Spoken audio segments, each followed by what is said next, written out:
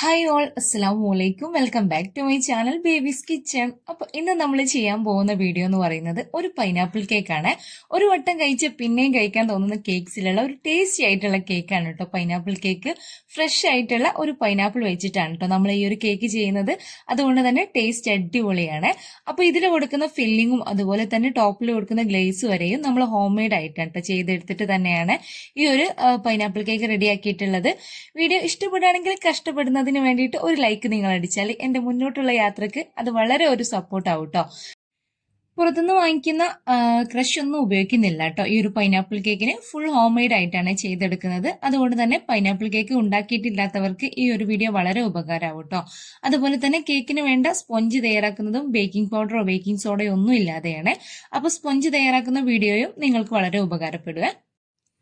അപ്പൊ നമുക്ക് ആദ്യം തന്നെ ബേക്കിംഗ് ചെയ്യാം കേട്ടോ. അപ്പൊ 1 kgക്കുള്ള സ്പോഞ്ച് റെഡിയാക്കി എടുക്കുകയാണ് ആദ്യം ചെയ്യേണ്ടത്. ആദ്യം തന്നെ ഒരു പാത്രത്തിന്റെ മുകളിൽ ഒരു അരിപ്പ് വെച്ച് കൊടുത്തിട്ടുണ്ട്. ഇതിലേക്ക് 1 കപ്പ് മൈദ ഇട്ട് കൊടുക്കുന്നുണ്ട്. കൂടെ ഒരു പിഞ്ച് ഉപ്പും ചേർത്തിട്ട് നമുക്ക് ഒരു 3 തവണ എന്തായാലും ഒന്ന് അരിച്ചിട്ടെടുക്കണേ. എന്നിട്ട് നമുക്കിത് മാറ്റി വെക്കാം. ഇനി നമുക്കിതിലേക്ക് ഒരു 4 മുട്ട എടുക്കാം. ഞാനിപ്പോൾ ഇവിടെ ഒരു 5 മുട്ട എടുത്തിട്ടുണ്ട്. ചെറുതായതുകൊണ്ടാണ് കേട്ടോ 5 വരെ എടുത്തത്. നിങ്ങൾ 4 വരെ എടുത്താൽ മതി. വലിയ സൈസ് നോക്കിയിട്ട് എടുക്കാം. എന്നിട്ട് മുട്ട പൊട്ടിച്ച് അതിന്റെ എഗ് വൈറ്റ് എഗ് യോക്ക് ഒന്ന് സെപ്പറേറ്റ് ചെയ്തെടുക്കണേ. ഇത് ഇതുപോലെ അങ്ങ് 2 പാത്രത്തിലേക്ക് ആക്കിയിട്ട് നമുക്കിത് മാറ്റി വെക്കാം. ഇനി ആദ്യം നമുക്ക് എടുക്കേണ്ടത് മുട്ടയുടെ മഞ്ഞയാണ്. ആദ്യം ഇതൊന്ന് ഇതുപോലെ ഒന്ന് മിക്സ് ചെയ്ത് കൊടുക്കാം കേട്ടോ. ഇനി നമുക്ക് ഒരു 1/4 കപ്പ് പൊടിച്ച പഞ്ചസാര എടുക്കാം. 1 കപ്പ് വരെ എടുക്കാം കേട്ടോ. ഞാനിപ്പം എല്ലാം മധുരമാവുമല്ലോ, അതുകൊണ്ട് സ്പോഞ്ചിൽ ഇത്രയും മതി എന്ന് വിചാരിച്ചിട്ടാണ്. അപ്പോൾ ഒരു 1/4 കപ്പ് പഞ്ചസാരയിൽ നിന്ന് പകുതി പഞ്ചസാര നമുക്ക് ഇതിലേക്ക് ഇട്ട് കൊടുക്കാം കേട്ടോ. ഈ ഒരു എഗ് യോക്കിലേക്ക് ഇട്ട് കൊടുക്കാം. എന്നിട്ട് നല്ല പോലെ ഒന്ന് മിക്സ് ചെയ്ത് കൊടുത്തിട്ട് ഷുഗറൊക്കെ ഒന്ന് മെൽറ്റ് ആക്കി എടുക്കാം കേട്ടോ. ഇനി ഇതിലേക്ക് ഒരു 3 ടീസ്പൂൺ സൺഫ്ലവർ ഓയിൽ ഒഴിച്ചു കൊടുക്കാം. അതുപോലെ തന്നെ ഒരു 3 ടീസ്പൂൺ റൂം ടെമ്പറേച്ചറിലുള്ള പാൽ ഒഴിച്ചു കൊടുക്കാം. തണുത്ത പാൽ ഒഴിച്ചു കൊടുക്കരുത് കേട്ടോ. ഇനി ഒരു 1/2 ടീസ്പൂൺ വാനില എസൻസ് ഒഴിച്ചിട്ട് നമുക്ക് നല്ലപോലെ മിക്സ് ചെയ്ത് കൊടുക്കാം. ഇനി നമ്മൾ അരിച്ചു മാറ്റി വെച്ചിട്ടുള്ള ഈ ഒരു മൈദയുടെ മിക്സ് ഉണ്ടല്ലോ, അത് നമുക്ക് ഇതിലേക്ക് 2 3 പ്രാവശ്യമായിട്ട് നമുക്ക് ഇതിലേക്ക് ഇട്ട് കൊടുത്തിട്ട് നന്നായിട്ട് തന്നെ ഒന്ന് യോജിക്കുന്നത് വരെ മിക്സ് ചെയ്ത് കൊടുക്കാം കേട്ടോ. അങ്ങനെ നല്ല രീതിയിൽ ഇതുപോലെ മിക്സ് ചെയ്ത് മാറ്റി വെക്കാം. ഇനി മുട്ടയുടെ വൈറ്റ് ഒന്ന് നമുക്ക് ബീറ്റ് ചെയ്യണം. അപ്പൊ മുട്ടയുടെ വൈറ്റിലേക്ക് നമുക്ക് കുറച്ച് വാനില എസൻസ് ഇട്ടോ, ഒരു 1/2 ടീസ്പൂൺ വാനില എസൻസ് ഒഴിച്ചു കൊടുക്കാം. ഇനി ബാക്കിയുള്ള പൊടിച്ച പഞ്ചസാര ഉണ്ടല്ലോ, അതും കൂടെ നമുക്ക് ബീറ്റ് ചെയ്യുന്നതിന്റെ ഇടയിൽ കുറേശ്ശെ ചേർത്ത് കൊടുത്തിട്ട് ഇതുപോലെ നല്ല ഫ്ലഫി ആക്കിയിട്ട് നമുക്ക് അടിച്ചെടുക്കാം കേട്ടോ. ഇനി നമുക്കിതിൽ നിന്ന് കുറച്ച് എഗ് വൈറ്റ് എടുത്ത് നേരത്തെ മാറ്റി വെച്ച ആ ഒരു മുട്ടയുടെ മിക്സ് ഉണ്ടല്ലോ, ആ മഞ്ഞയിലേക്ക് ഇട്ട് കൊടുത്ത് നല്ല പോലെ തന്നെ അതും ഒന്ന് മിക്സ് ചെയ്ത് കൊടുക്കാം. അപ്പൊ ഞാനിവിടെ ഈ ഒരു ലൂസിൽ വൈറ്റ് ഇട്ട് കൊടുത്തിട്ട് ലൂസ് ആക്കിയിട്ടുണ്ട്. ഇനി നമുക്കിത് തിരിച്ച് എഗ് വൈറ്റിലേക്ക് തന്നെ ഇട്ട് കൊടുത്തിട്ട് ഒരേ ഡയറക്ഷനിൽ തന്നെ റൗണ്ടിൽ ഇതുപോലെ അങ്ങ് മിക്സ് ചെയ്തെടുക്കാം. ഇതിലും ഡീറ്റെയിൽഡ് ആയിട്ട് വാനില സ്പോഞ്ച് കേക്കിന്റെ വീഡിയോ ഞാൻ മുമ്പ് ഇട്ടിട്ടുണ്ട്. വേണമെങ്കിൽ അത് പോയി കണ്ടുനോക്കൂ കേട്ടോ. അപ്പൊ കൂടുതൽ ക്ലിയർ ആയിട്ട് അറിയാൻ പറ്റും. അപ്പൊ നല്ല രീതിയിൽ മിക്സ് ചെയ്തെടുത്തിട്ടുണ്ട്. ഇനി നമുക്കിത് മാറ്റി വെക്കാം. ഇനി ഞാനിത് 8 ഇഞ്ചിന്റെ ഒരു ടിൻ എടുത്തിട്ടുണ്ട്. അതിൽ ഒരു 2-3 ഡ്രോപ്പ് ഓയിൽ സ്പ്രെഡ് ചെയ്ത് കൊടുത്തിട്ട് ഒരു ബട്ടർ പേപ്പർ ഒഴിച്ചു കൊടുത്തിട്ടുണ്ട്.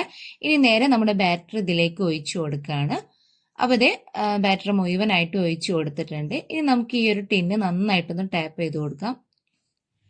അപ്പൊ ഈ ഒരു കേക്ക് ഞാൻ ബേക്ക് ചെയ്തെടുക്കുന്നത് ഇതുപോലെ ഒരു 5 മിനിറ്റ് മുമ്പ് പ്രീ ഹീറ്റ് ചെയ്തിട്ടുള്ള ചെമ്പട്ടിയിലാണ്. അപ്പൊ ഈ ഒരു ചെമ്പട്ടിയിൽ ഞാനൊരു വട്ട് വെച്ച് കൊടുത്തിട്ട് അതിന്റെ മുകളിലായിട്ടാണ് കേട്ടോ ഈ ഒരു ടിന്ന് വെച്ച് കൊടുക്കുന്നത്. എന്നിട്ട് നല്ലപോലെ അടച്ചു വെച്ചിട്ട് കനത്തിന് എന്തെങ്കിലും വെച്ച് കൊടുക്കുക കേട്ടോ. അപ്പൊ ഒരു 35-40 മിനിറ്റിന്റെ ഉള്ളിൽ നമ്മുടെ കേക്ക് ബേക്കായി വന്നിട്ടുണ്ട്. ഇനി നമുക്ക് ഒരു മീഡിയം സൈസിലുള്ള പൈനാപ്പിൾ എടുക്കാം. ഒരു പകുതി പൈനാപ്പിൾ എന്നിട്ട് ഇതുപോലെ ചെറിയ പീസ് ആക്കിയിട്ട് കട്ട് ചെയ്തെടുത്തിട്ട് ഇതുപോലെ ഒരു പാത്രത്തിലേക്ക് ഇട്ട് കൊടുക്കുന്നുണ്ട്. കാരണം നമുക്കിതൊന്ന് വേവിച്ചെടുക്കണം, അതിന് വേണ്ടിയിട്ടാണ്. എന്നിട്ട് ഇതിലേക്ക് 1 കപ്പ് വരെ പഞ്ചസാര ഇട്ട് കൊടുക്കാം. ഞാനിപ്പോൾ ഇവിടെ ഒരു 1/4 കപ്പാണ് ഇട്ട് കൊടുക്കുന്നത്. മധുരം നമ്മൾ എടുക്കുന്ന പൈനാപ്പിളിനനുസരിച്ചിട്ട് ചേർത്ത് കൊടുക്കാം.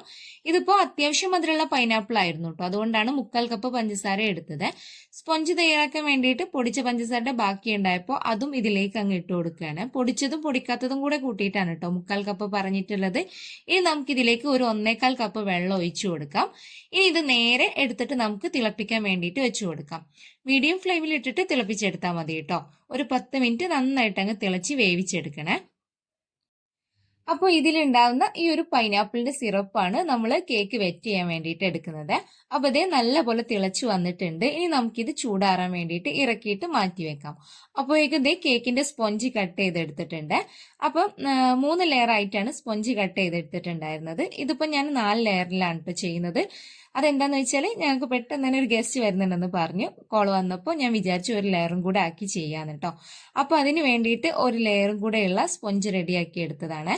നിങ്ങൾ 1 kg 4 മുട്ട വെച്ചിട്ടുള്ള അളവിൽ തന്നെ ചെയ്താൽ മതി കേട്ടോ. ഇനി അടുത്തതായിട്ട് നമുക്ക് ക്രീം റെഡിയാക്കി എടുക്കാം. അപ്പോൾ ആദ്യം തന്നെ ക്രം കോട്ട് ചെയ്യാനുള്ള ക്രീമാണ് തയ്യാറാക്കുന്നത്.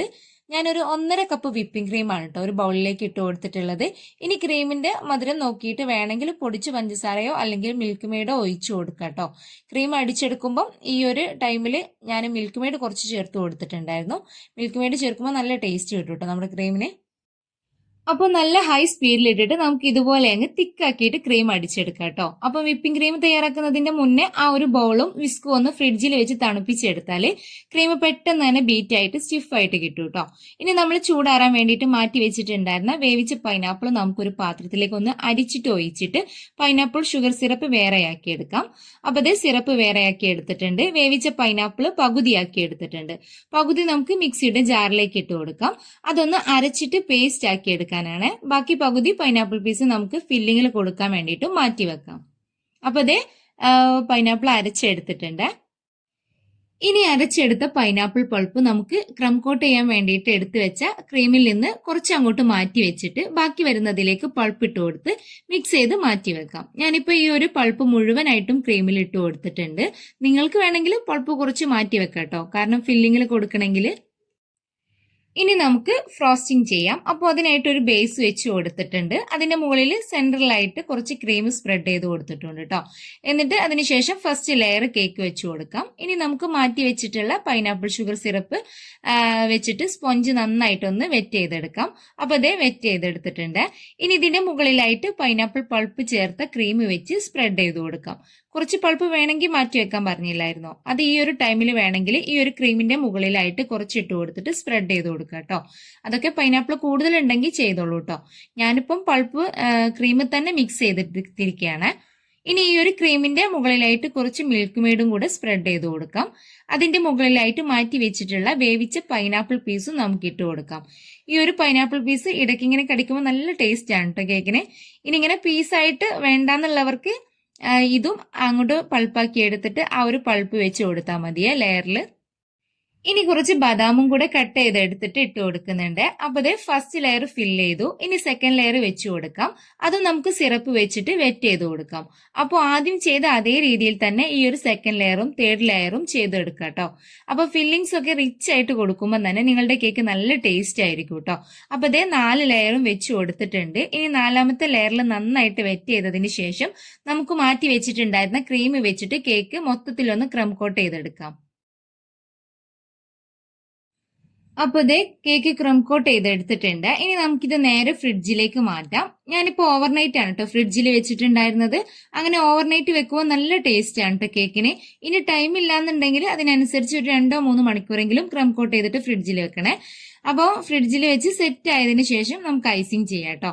അപ്പൊ ഇതേ പിറ്റേന്ന് രാവിലെ എടുത്തിട്ടാണ് ഞാൻ ഐസിങ് ചെയ്യാൻ പോകുന്നത്. അപ്പോൾ ഐസിങ് ചെയ്യാനായിട്ട് ഒരു കപ്പ് ക്രീമും കൂടെ അടിച്ചെടുത്തിട്ടുണ്ട്. എന്നിട്ട് നല്ല രീതിയിലൊന്ന് ഐസിങ് ചെയ്ത് ഫിനിഷ് ചെയ്ത് എടുത്തിട്ടുണ്ട്. എന്നിട്ട് ഈ ഒരു സ്ക്രാപ്പർ വെച്ചിട്ട് സൈഡ് ഒന്ന് ഡിസൈൻ ചെയ്തും കൂടെ കൊടുത്തിട്ടുണ്ട്. അടുത്തത് ഇനി ഈ ഒരു ചെറിയ നോസിൽ വെച്ചിട്ട് അടിഭാഗത്ത് ദേ ഇതുപോലെ അങ്ങ് ഡിസൈൻ കൊടുക്കുന്നുണ്ട്. അപ്പം ചുറ്റിലും ഇതുപോലെ അങ്ങ് കൊടുത്തിട്ടുണ്ട് കേട്ടോ. ഇനി നമുക്ക് മുകളിലും ഈ ഒരു ഡിസൈൻ തന്നെ 2 സ്റ്റെപ്പായിട്ട് കൊടുക്കുകയാണ്. അപ്പൊ അങ്ങനെ ദേ മുകളിലും ഈ ഒരു ഡിസൈൻ ഞാൻ കൊടുത്തിട്ടുണ്ട്. ഇനി നമുക്ക് ഫ്രിഡ്ജിലേക്ക് മാറ്റി വെക്കാം.